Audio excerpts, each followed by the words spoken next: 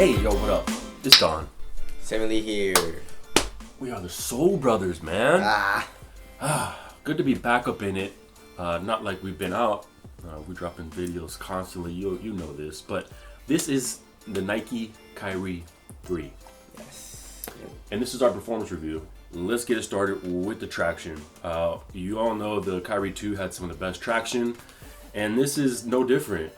This is incredible traction. I mean, if you're gonna advertise it as the best traction, it better have the best traction. Yeah. And Kyrie Irving needs the best traction. You know what I'm saying? I can't think of a dude that needs more traction. Nope. But so. Anyway, so you have like a very, very big zoomed in herringbone pattern on the outsole, and then you have traction pods is what they call it. So these traction pods, I don't know if it has like a different type of rubber or something, but it goes right underneath the ball of your foot. They're colored differently, which makes us wonder maybe what the compound is, if they change that or it's just color. But I think it's the same. Yeah. But anyways, it goes right underneath the ball of your foot, and when you're doing a cut or a crossover or something, or a pivot, this part just grabs and then you're not going anywhere and stops. Yeah. So the traction is amazing. Even on a dusty court, I was playing on a dusty ass court. The Lillard 3s were not sticking. The KD 9s were not sticking. The Hyper Dunks were not sticking. But these were just good. Even though I had to wipe a little bit, it was still really, really good compared to the other shoes. So yeah, I give it like 10, 9 or 10. Yeah, I would go 10. You know, on minimal dust, I don't even think you're going to be wiping that much. Our court has been real dusty and it's been real dry out. So, but these things are really the only thing really grabbing. Yeah. And these two pivot points are amazing for pivoting. They're circular. It's nice, but you still get grab if you're like doing crossovers and stuff. And then, which brings us also into, also these can be outdoors. You can play these outdoors. Yeah. The rubber's pretty hard. It's actually really hard. And it has a nice hard texture to it. So that's dope. But another thing I want to get into real quick is the curvature of the outsole.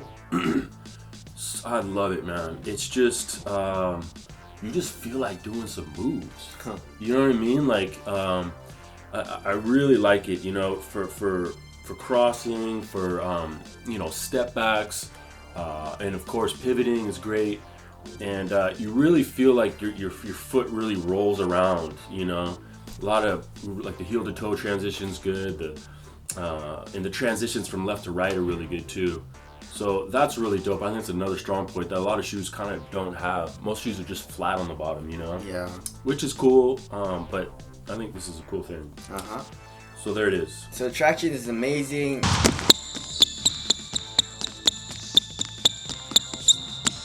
Now moving on to the midsole cushioning system, it's full-length Phylon, and then there's a zoom unit in it in the heel. I can't feel a zoom unit. He can't feel a zoom unit. Some of you guys said you guys can feel a zoom unit. I don't. Must be big boys. I don't. Yeah, but anyways, this cushion is rock hard, and you have straight response, which is good, but impact protection is not the best. It actually sucks.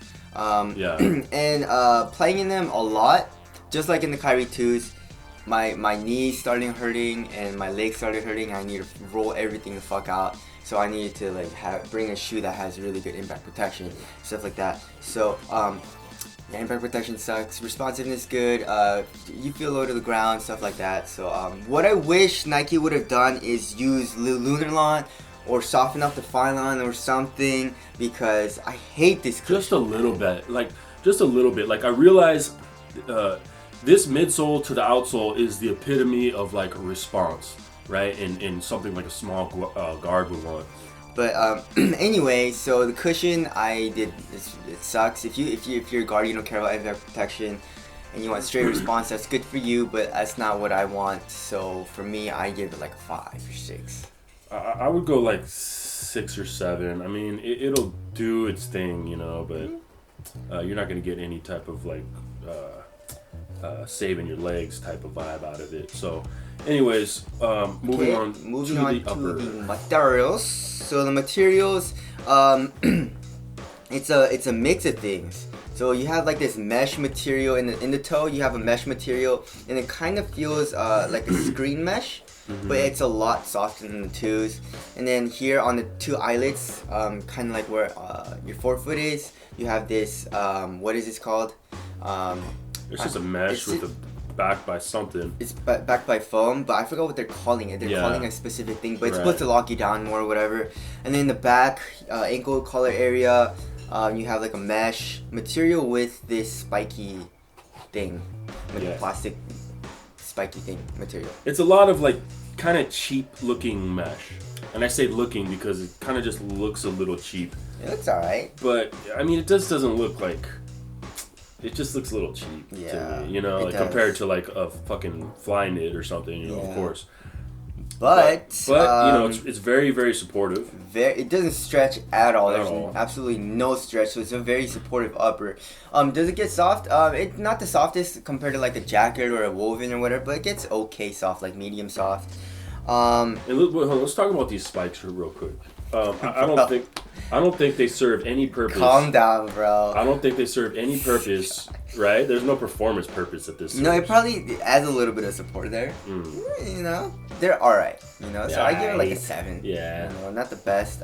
Conforms to your foot and stuff like that. Yeah. But now moving on to fit, go true to size. The fit is really, really nice, but for me, it's a little bit narrow. So I get a little bit of needles when I tighten the shoes really tight. I can't even tighten the laces here up in the forefoot at all. Right. You know, or else it gets too tight. But other than that, I guess it's more of like a here's really narrow and here's normal. It's more on like right here, I guess. Yeah, I have a narrow foot and it fits me perfectly. I mean, perfectly. It's one of the best fitting shoes I've worn in a long, long time. Yeah. So I love the fit. If you have a narrow foot, it's definitely a good shoe. Yeah, and there's absolutely no toe room or anything. No. So fit is really good. Moving on to support. Support, of course, is really good. Like we just said, the upper is really supportive. It's like a mid/low. Yeah. Ankle support isn't the best, but I feel a little something. Yeah, but definitely more than a low. Yeah. So there's a little something there, but it's definitely not crazy. Exactly. But all the materials are real strong, real sturdy, very supportive upper, which I like. I'm being more and more into very supportive uppers. Yeah. Now moving on to lockdown. Lockdown is also very good. Since the fit is so good in the forefoot and the upper material is very supportive, there's absolutely no stretch. Lockdown is very good. My forefoot is not moving around in the footbed at all. And the heels, there's no heel slippage at all. It's contained. There is a very pronounced lip. Adidas, you know what I'm saying? Yep. So yeah. So the heel or lockdown in the shoe is really good. So now moving on to ventilation.